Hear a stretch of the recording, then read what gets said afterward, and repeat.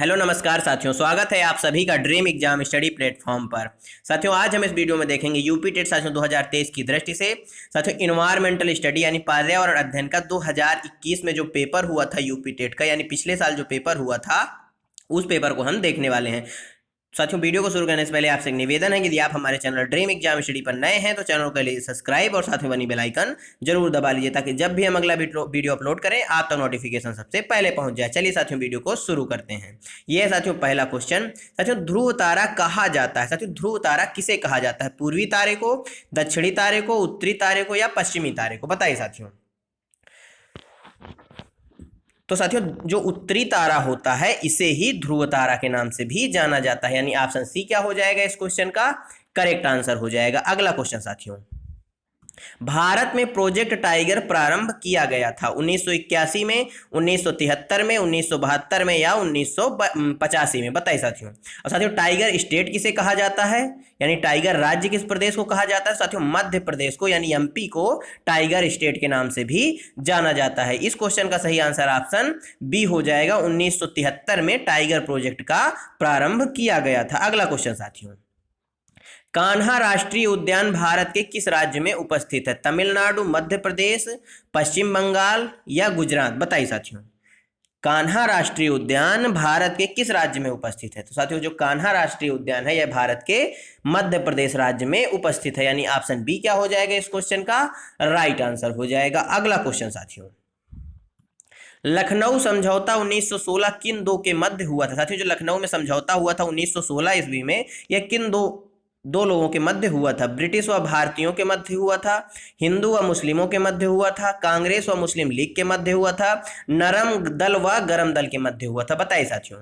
तो साथियों जो लखनऊ समझौता हुआ था यह कांग्रेस व मुस्लिम लीग के मध्य हुआ था और इसी समझौते में ही नरम दल और गरम दल में भी क्या हुआ था? आपसी मेल बढ़ा था या समझौता हुआ था। इस क्वेश्चन का जो आयोग ने सही आंसर माना है वह ऑप्शन सी माना है, कांग्रेस व मुस्लिम लीग के मध्य। अगला क्वेश्चन साथियों, जंगली गधों का अभ्यारण्य कहाँ है? मध्य प्रदेश में, गुजरात में, राजस्थान में या बिहार में? बताइए साथियों। जो जंगली गधों का अभ्यारण्य है वह कहाँ है? तो साथियों जो जंगली गधों का अभ्यारण्य है वह गुजरात में है। और साथियों एशियाटिक शेर कहाँ है? तो साथियों यह भी गुजरात में ही पाए जाते हैं। इस क्वेश्चन का सही आंसर ऑप्शन बी हो जाएगा। अगला क्वेश्चन साथियों, कार्बन डेटिंग संदर्भित करता है श्वेत पट पर लिखने के लिए कार्बन के प्रयोग पर, प्राचीन स्थलों में मौजूद हड्डियों या सामग्रियों की आयु मापन में, चट्टानों की शक्ति के मापन में या इनमें से सभी? बताइए साथियों। जो कार्बन डेटिंग पद्धति या प्रणाली है इसका प्रयोग किस में किया जाता है या किसको यह संदर्भित करता है, यह पूछा गया है। तो साथियों यह प्राचीन स्थलों में मौजूद हड्डियों या सामग्रियों के आयु के मापन में प्रयोग किया जाता है। साथियों जो खुदाई वगैरह में प्राचीन समय की मूर्तियां मिलती हैं, हड्डियां मिलती हैं और अन्य सामग्रियां भी मिलती हैं, उनकी आयु का पता लगाने के लिए यानी यह कितने वर्षों पुरानी है इस चीज का पता लगाने के लिए कार्बन डेटिंग पद्धति का प्रयोग किया जाता है। यानी क्वेश्चन 6 का सही आंसर क्या हो जाएगा? ऑप्शन बी हो जाएगा। अगला क्वेश्चन साथियों, संविधान सभा ने कब राष्ट्रीय गान को अपनाया था? साथियों हमारे राष्ट्रीय गान को संविधान सभा ने कब अपनाया था? 21 मई 1949 को, 24 जनवरी 1950 को, 20 जनवरी 1950 को या 13 नवंबर 1949 को? बताइए साथियों। साथियों 25 जनवरी की बात करें तो 25 जनवरी को चुनाव आयोग का गठन हुआ था। किसका साथियों? चुनाव आयोग का 25 जनवरी 1950 को गठन हुआ था। इसीलिए साथियों 25 जनवरी को क्या मनाया जाता है? क्या मनाया जाता है साथियों? मतदाता दिवस मनाया जाता है। इस क्वेश्चन का सही आंसर ऑप्शन बी हो जाएगा। 24 जनवरी को क्या है? 24 जनवरी 1950 को ध्वज दिवस के रूप में भी मनाया जाता है, क्योंकि साथियों 24 जनवरी 1950 को हमारे संविधान सभा ने राष्ट्रगान को अपनाया था। साथियों हमारे जो राष्ट्रीय ध्वज है यानी जो हमारा प्यारा तिरंगा है, साथियों जो तिरंगा है इसको कब अपनाया गया था? तो साथियों इसको 22 जुलाई, कब साथियों? 22 जुलाई 1947 को अपनाया गया था। और साथियों हमारे तिरंगे का डिजाइन किसने किया था, किसने बनाया था? तो पिंगली वेंकैया महोदय ने बनाया था। किसने साथियों? पिंगली वेंकैया महोदय ने हमारे तिरंगे को बनाया था। इस क्वेश्चन का सही आंसर ऑप्शन बी हो जाएगा। अगला क्वेश्चन साथियों, बायो मैग्निफिकेशन है ये साथियों बायो मैग्निफिकेशन क्या है, यह पूछा गया है इस क्वेश्चन में। कंप्यूटर द्वारा चित्र के आकार में वृद्धि, जीव के आकार में वृद्धि, समय के साथ ऊतक में विषैले पदार्थ की बढ़ती सांद्रता, या इनमें से सभी। बताइए साथियों बायो मैग्निफिकेशन क्या है। तो साथियों जो बायो मैग्निफिकेशन है यह क्या है, समय के साथ ऊतक में जो है विषैले पदार्थ की बढ़ती सांद्रता, यानी ऑप्शन सी राइट आंसर हो जाएगा। अगला क्वेश्चन साथियों, निम्नलिखित में से कौन जैव मंडल का अजैविक घटक नहीं है, कवक, मृदा, प्रोटीन या फास्फोरस। बताइए साथियों कौन है जो अजैविक घटक नहीं है। साथियों फास्फोरस आप सभी जानते हैं अजैविक है, प्रोटीन भी अजैविक है, मृदा भी अजैविक है, परंतु साथियों जो कवक है यह जैविक घटक है, अर्थात इस क्वेश्चन का सही आंसर ऑप्शन ए हो जाएगा। अगला क्वेश्चन साथियों, ग्रीन पीस इंटरनेशनल का मुख्यालय अवस्थित है, यानी साथियों जो ग्रीन पीस इंटरनेशनल है इसका मुख्यालय कहाँ है, एम्स्टर्डम में, सिडनी में, न्यूयॉर्क में या नागासाकी में। बताइए साथियों। तो साथियों जो ग्रीन पीस इंटरनेशनल का मुख्यालय कहाँ है, एम्स्टर्डम में, यानी ऑप्शन ए क्या हो जाएगा, राइट आंसर हो जाएगा। अगला क्वेश्चन साथियों, निम्न में से कहां आर्सेनिक द्वारा जल प्रदूषण सर्वाधिक है, बिहार में, मध्य प्रदेश में, उत्तर प्रदेश में या पश्चिम बंगाल में। बताइए साथियों निम्न में से कहां आर्सेनिक द्वारा जल प्रदूषण सर्वाधिक है। इस क्वेश्चन का सही आंसर क्या हो जाएगा, ऑप्शन सी हो जाएगा। आयोग ने इस क्वेश्चन का सही आंसर ऑप्शन सी माफ करिएगा ऑप्शन डी माना है। पश्चिम बंगाल में आर्सेनिक से जल प्रदूषण की मात्रा क्या है, सर्वाधिक है। साथियों आर्सेनिक की मात्रा जल में बढ़ जाने से इस आर्सेनिक की प्रदूषण यानी आर्सेनिक की मात्रा जब जल में बढ़ जाती है तो इसको जब कोई पीता है तो उसको कौन सी बीमारी होती है, ये आप हमको कमेंट बॉक्स में बताएंगे। अगला क्वेश्चन साथियों, भारत में पश्चिमी घाट के दक्कन शुष्क हैं क्योंकि रेन शैडो प्रभाव है, उच्च तुंगता प्रभाव है, या फिर निम्न ताप प्रभाव है, या दाब प्रभाव है। बताइए साथियों इस क्वेश्चन का सही आंसर। भारत में पश्चिमी घाट में दक्कन शुष्क है, क्यों। तो साथियों ये इसलिए शुष्क है क्योंकि यहाँ रेन शैडो प्रभाव है, यानी ऑप्शन ए क्या हो जाएगा इस क्वेश्चन का करेक्ट आंसर हो जाएगा। अगला क्वेश्चन साथियों, वन्य जीव सुरक्षा अधिनियम पारित किया गया। साथियों वन्य जीव सुरक्षा अधिनियम कब पारित किया गया, 1972 में, 1962 में, 1960 में या 1975 में। साथियों भारतीय वन्यजीव संरक्षण अधिनियम कब पारित हुआ, माफ करिएगा भारतीय वन्यजीव संरक्षण या भारतीय पर्यावरण संरक्षण अधिनियम कब पारित हुआ, ये आप हमको कमेंट बॉक्स में बताएंगे और इस क्वेश्चन का सही आंसर ऑप्शन ए हो जाएगा 1972 में। अगला क्वेश्चन साथियों, वायुमंडल की ऊपरी सीमा पर प्रति इकाई क्षेत्र में प्राप्त होने वाली सौर विकिरण कहलाती है सौर स्थिरांक, सौर ऊर्जा, सूर्यताप या ऊष्मा बजट। बताइए साथियों वायुमंडल की ऊपरी सीमा पर प्रति इकाई क्षेत्र में प्राप्त होने वाली जो सौर विकिरण है यह क्या कहलाती है साथियों, यह सौर स्थिरांक कहलाती है, यानी ऑप्शन ए क्या हो जाएगा,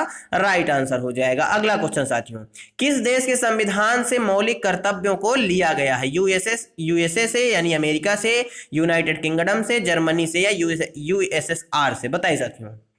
तो साथियों जो संविधान में हमारे मौलिक कर्तव्य हैं इनको यूएसएसआर से लिया गया है, यानी ऑप्शन डी क्या हो जाएगा इस क्वेश्चन का राइट आंसर हो जाएगा। अगला क्वेश्चन साथियों, सर्वाधिक जैव विविधता पाई जाती है कहां पाई जाती है, शांत घाटी में, सूरमा घाटी में, फूलों की घाटी में या दोरांग घाटी में। बताइए साथियों सर्वाधिक जैव विविधता कहां पाई जाती है। साथियों सर्वाधिक जैव विविधता शांत घाटी में पाई जाती है, ऑप्शन ए क्या हो जाएगा इस क्वेश्चन का राइट आंसर हो जाएगा। अगला क्वेश्चन साथियों, एलपीजी के संदर्भ में क्या असत्य है, नीले ज्वाला से जलने वाला, उच्च ऊष्मीय मान, एक स्वच्छ ईंधन, मीथेन उत्सर्जन करने वाला। बताइए साथियों कौन सा कथन है जो एलपीजी के संबंध में असत्य है। तो साथियों एलपीजी के संबंध में जो असत्य कथन है वह कौन सा हो जाएगा, बताइए साथियों। आप सभी जानते हैं एलपीजी यानी घर में जिससे आप गैस से भोजन बनाते हैं वो साथियों नीले ज्वाला में जलती है। इसका साथियों जो उच्च मान होता है उसमें मान होता है यह उच्च होता है और साथियों यह स्वच्छ ईंधन भी माना गया है, परंतु साथियों यह मीथेन का उत्सर्जन नहीं करता, यानी ऑप्शन डी क्या हो जाएगा इस क्वेश्चन का राइट आंसर हो जाएगा। पारिस्थितिकी तंत्र के घटक हैं उत्पादक व उपभोक्ता, जैविक तथा अजैविक पदार्थ, पौधे तथा जंतु, उत्पादक, उपभोक्ता व अपघटक। बताइए साथियों पारिस्थितिकी तंत्र के घटक कौन हैं?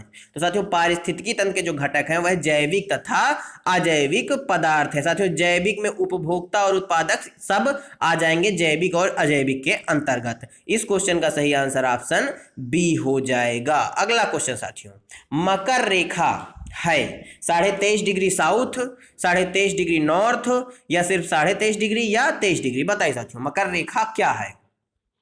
साथियों जो मकर रेखा है यह 23.5 डिग्री साउथ है, यानी ऑप्शन ए राइट आंसर हो जाएगा। अगला क्वेश्चन साथियों, इकोसिस्टम शब्द का प्रयोग सर्वप्रथम किसने किया? डॉक्टर उडम ने, डॉक्टर एजी टेंसले ने, डॉक्टर आर.डी. मिश्रा ने, या डॉक्टर विटाकर ने? बताइए साथियों इकोसिस्टम शब्द का प्रयोग किसने सर्वप्रथम किया? तो साथियों जो डॉक्टर एजी टेंसले थे या टांसले महोदय थे, इन्होंने ही सबसे पहले इकोसिस्टम शब्द का प्रयोग किया, यानी ऑप्शन बी करेक्ट आंसर हो जाएगा। अगला क्वेश्चन साथियों, घास भूमि क्षेत्र के परितंत्र के खाद्य श्रृंखला में सबसे उच्च स्तर का उपभोक्ता होता है? जीवाणु, मांसाहारी, शाकाहारी, शाकाहारी व मांसाहारी? बताइए साथियों घास भूमि क्षेत्र के परितंत्र में जो खाद्य श्रृंखला बनती है उसमें सबसे उच्च स्तर का जो उपभोक्ता होता है वह कौन होता है? बताइए साथियों। तो साथियों वह कौन होता है? वह मांसाहारी होता है, यानी ऑप्शन बी क्या हो जाएगा? करेक्ट आंसर हो जाएगा। अगला क्वेश्चन साथियों, वायुमंडल का प्रमुख स्तर जो पृथ्वी के सबसे पास है? मध्यमंडल, क्षोभ मंडल, समताप मंडल या आयन मंडल? बताइए साथियों वायुमंडल का सब प्रमुख स्तर जो पृथ्वी के सबसे पास है वह कौन सा है? वह साथियों क्षोभ मंडल है, यानी ऑप्शन बी राइट आंसर हो जाएगा। अगला क्वेश्चन साथियों, भारतीय संसद द्वारा जैव विविधता अधिनियम पारित किया गया था 16 अक्टूबर 1990 को, 10 दिसंबर 1980 को, 11 मई 1972 को, 11 दिसंबर 2002 को? बताइए साथियों जैव विविधता दिवस यानी बायोडाइवर्सिटी दिवस कब मनाया जाता है? तो साथियों 22 मई को मनाया जाता है। कब मनाया जाता है? 22 मई को मनाया जाता है। और साथियों पृथ्वी दिवस 22 अप्रैल को मनाया जाता है। और साथियों जल दिवस की बात करें तो साथियों यह 22 मार्च को मनाया जाता है। इस क्वेश्चन का सही आंसर ऑप्शन डी हो जाएगा 11 दिसंबर 2002 को। अगला क्वेश्चन साथियों, निम्नलिखित में से कौन सी कृषि करने की प्रक्रिया पर्यावरण संरक्षण में सहायक है? अधिक उपज वाली किस्म की खेती, ग्लास हाउस में पौधे लगाना, शिफ्टिंग खेती, जैविक खेती? बताइए साथियों निम्नलिखित में से कौन सी कृषि करने की प्रक्रिया पर्यावरण संरक्षण में सहायक है? तो साथियों आप सभी जानते हैं जो जैविक खेती होगी यह पर्यावरण संरक्षण में सहायक होगी, यानी ऑप्शन डी क्या हो जाएगा? करेक्ट आंसर हो जाएगा। क्वेश्चन नंबर 25 साथियों, अम्लीय वर्षा संबंधित है एसिडिक एसिड से, सल्फ्यूरिक एसिड से, हाइड्रोक्लोरिक एसिड से या बोरिक अम्ल से? बताइए साथियों अम्लीय वर्षा किससे संबंधित है? तो साथियों जो अम्लीय वर्षा है यह सल्फ्यूरिक एसिड से संबंधित है, यानी ऑप्शन बी क्या हो जाएगा इस क्वेश्चन का? करेक्ट आंसर हो जाएगा। अगला क्वेश्चन साथियों, WWF से आशय है world wide life fund, world war fund, world wide fund या वर्ल्ड वॉच फंड? बताइए साथियों जो WWF का आपसे फुल फॉर्म पूछा है किसका? WWF का। तो साथियों इसका फुल फॉर्म है वर्ल्ड वाइड लाइफ फंड, यानी ऑप्शन ए क्या हो जाएगा? राइट आंसर हो जाएगा। अगला क्वेश्चन साथियों, फूलों की घाटी अवस्थित है या उपस्थित है? सिक्किम में, हिमाचल प्रदेश में, जम्मू कश्मीर में या उत्तराखंड में? साथियों यह क्वेश्चन बहुत बच्चों को कंफ्यूज करता है, क्योंकि जहां घाटी शब्द देखते हैं बच्चे तहां जम्मू कश्मीर टिक मार के चले आते हैं, जबकि जम्मू कश्मीर जो है यह गलत आंसर हो जाएगा। इस क्वेश्चन का जो सही आंसर हो जाएगा वह ऑप्शन डी हो जाएगा, उत्तराखंड है। फूलों की घाटी जो है उत्तराखंड में उपस्थित है। अगला क्वेश्चन साथियों, भारत में निम्नलिखित में से कौन सी एजेंसी मुख्य रूप से प्रदूषण के मापन से संबंधित है? केंद्रीय जल आयोग, केंद्रीय प्रदूषण नियंत्रण बोर्ड, ग्रीन ट्रिब्यूनल या सर्वे ऑफ इंडिया? बताइए साथियों। तो साथियों जो भारत में प्रदूषण के मापन की मुख्य एजेंसी है वह है केंद्रीय प्रदूषण नियंत्रण बोर्ड, यानी ऑप्शन बी क्या हो जाएगा इस क्वेश्चन का?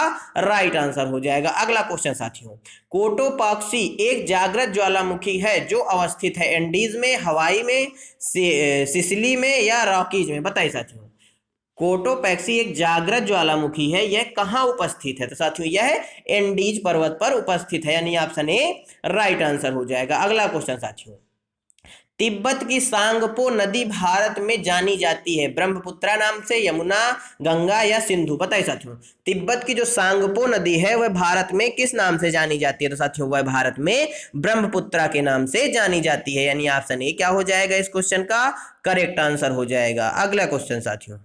धन्यवाद साथियों आप सभी का हमारे साथ जुड़े रहने के लिए। साथियों आज के 30 क्वेश्चन आपको कैसे लगे? साथियों ये प्रीवियस ईयर्स क्वेश्चन थे। आई होप आपको क्वेश्चन अच्छे लगे हों। यदि साथियों वीडियो अच्छी लगी हो तो वीडियो को लाइक कर दीजिए, अपने दोस्तों के साथ शेयर कर दीजिए। और हाँ साथियों, यदि आपने अभी तक चैनल को सब्सक्राइब नहीं किया तो चैनल को कर लीजिए सब्सक्राइब। मिलते हैं साथियों आपसे अगले वीडियो में, तब तक के लिए जय हिंद, जय भारत। अपना और अपनों का ख्याल रखिए, सभी का सम्मान करिए। और हाँ साथियों, यदि कोई सुझाव हो तो आप हमें कमेंट बॉक्स में दे सकते हैं, या आप किस टॉपिक पर अगली क्लास देखना चाहते हैं ये भी आप हमें कमेंट बॉक्स में बता सकते हैं। धन्यवाद साथियों।